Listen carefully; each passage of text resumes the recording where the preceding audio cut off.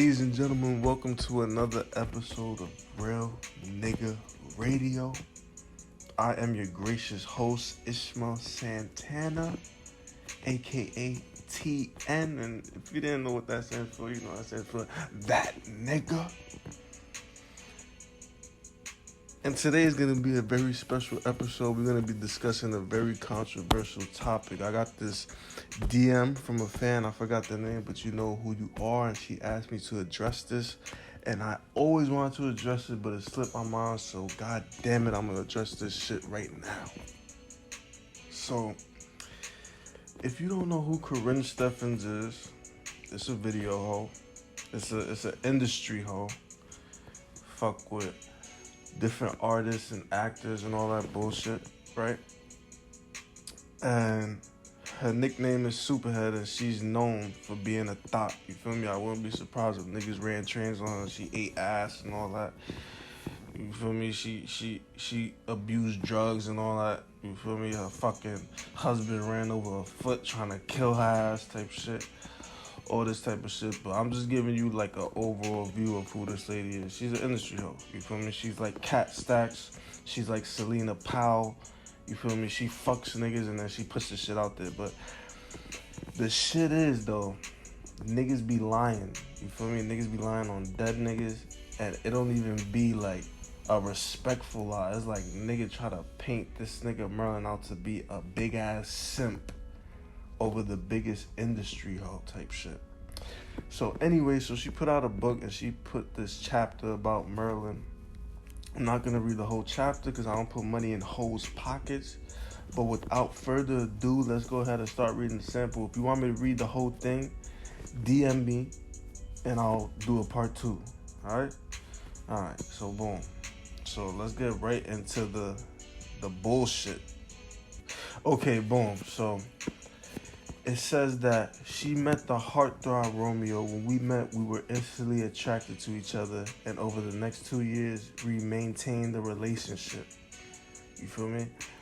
This, I don't know if it's true or it's not true, but if it was a relationship, it was like a pimp-hoe relationship. Like Merlin was the pimp, she was the hoe type shit. You feel me? Because the whole premise of the book is that she's a fucking female seductress that controls powerful men with her sex. You feel me? Which is bullshit. You feel me? But anyway, I'm gonna continue. So it says that in October 2002, she received a phone call from Chuck. He heard that Merlin was looking for her. It says, which was strange. I had not been in touch with him for almost a year. I was curious and needed to know why the frantic rush to find me. Hours later, Merlin called. We caught up on the latest events of each other's life and vowed to keep in touch. In the back of my mind, though, I still didn't understand it. Just seemed odd to me that after all this time, he would start the chain of events to find me. There was something bigger in motion. You feel me? She confused because this shit didn't happen. You feel me? Hold on. Let me get my music right. Hold on. Wait. It's on my fault. Man, let me get my music. Hold on. Boom. So, boom. She confused because the shit didn't happen. It'll make sense. But anyway, more conversation between us followed as soon as he came to visit me at home. The first visit was late, around 2 in the morning. I had just left a party by Wesley Snipes at his house in Venice Beach. Merlin called us. He was leaving the club. Alright, so this is Merlin is leaving the club. Just keep that in mind. I could hear in his voice that something was wrong and I wanted to help. I knew him and his habit of roaming the streets at all hours of the night and early morning. I wanted him to visit me and let me know what was going on with him with the hope of keeping him off the streets, if only for one night. These bitches kill me. After I arrived home, he called me from his truck. I told him the code to buzz himself in. So Merlin left the club and he was just riding around till this bitch got home. You feel me? He waiting on the hoe type shit. This is what she's saying. After 2 minutes, he still hadn't buzzed. After I called to see where he was, we both realized that he was at the wrong building.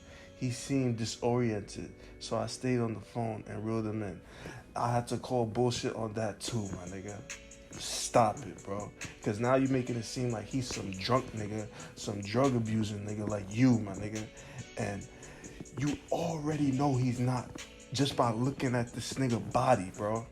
This nigga was in shape like an athlete, bro. This nigga not no drunk nigga. He not no drug abuser, none of that, bro. So stop it. That shit, that right there don't add up. But let me continue. He reached my front door. This is all game. He reached my front door. He looked awful. He was wearing a filthy white t-shirt that was ripped and blue sweatpants that were washed out and appeared dirty. His face was also oily, and it seemed it hadn't been washed in days. Disrespecting the shit out of Merlin. And it's not even, she must have been on the, I wouldn't be surprised if she was on the pipe when she wrote this. Because you telling me that Merlin, famous nigga on the Steve Harvey show, it ain't no Instagram, this nigga a real famous nigga, left his house with a dirty t-shirt with a hole in it, sweatpants that was dingy and dirty and washed out, didn't take a shower and went to the club, bro? Like, really, my nigga? This nigga don't got no type of upkeep of his public image. He just a dirty bum nigga going to the fucking club, bro. And waiting on industry hoes. Because when he went to the club, he couldn't get no bitches. He had to wait for you, my nigga. Stop it, my nigga. So anyway, for the next 3 hours, we sat on my sofa and talked. The things he said were shocking. And I realized just how lost he was. Merlin took me back to his abusive childhood. Things he had never shared with anyone. I have to call bullshit again, my nigga. You feel me? If there's anybody to call bullshit on that, it's me, nigga. You feel me? Got the same mother, same father. Never no abuse, nigga. There was never no domestic violence. My father's not a drunk, nigga. None of that, nigga. So, that's out.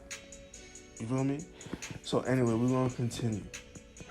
I cried with him. This is all bullshit. I cried with him. I knew his pain. He told me he hadn't been feeling worthy since the Steve Harvey show had been canceled. He thought the cancellation of the show was why he wasn't being respected by the people at the local clubs, which no longer allowed him entry. Stop it, my nigga. Once again, bro. Stop it, my nigga. That's bullshit right there. Because I think he would know he didn't get to the club because he got a fucking hole in his t-shirt, right? And dirty ass pants, right? But let me continue. So then he said, which no longer allowed him entry. I saw a lot of me and him.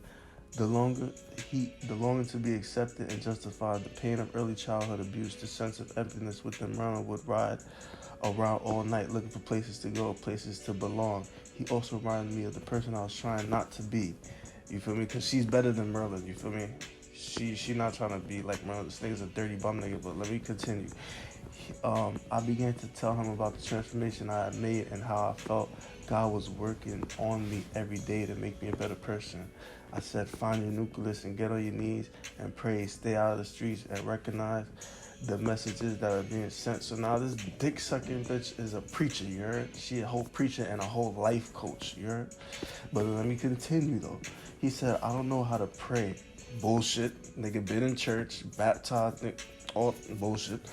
You have to realize that not getting into the club wasn't a personal attack on your manhood, but a message from God to just go home.